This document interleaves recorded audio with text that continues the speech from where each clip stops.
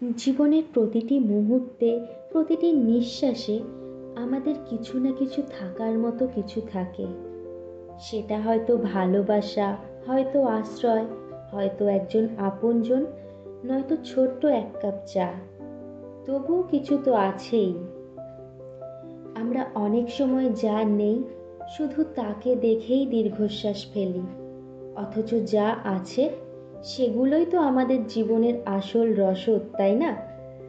প্রতিদিন সকালে চোখ খুলে নতুন দিন দেখা, বাবা মায়ের আশীর্বাদ পাওয়া, বন্ধুর একটা হাসি মুখ, কিংবা ভালোবাসার কোনো মানুষের একটা ছোট্ট খোঁজ, এ সবই তো অলৌকিক উপহার।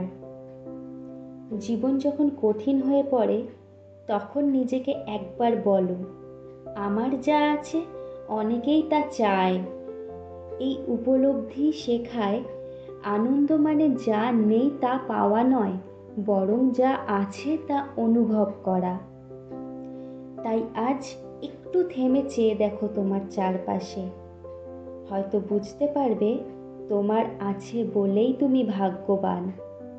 কৃতজ্ঞ হও, কারণ কৃতজ্ঞতাই হৃদয়কে সবচেয়ে বেশি সমৃদ্ধ করে।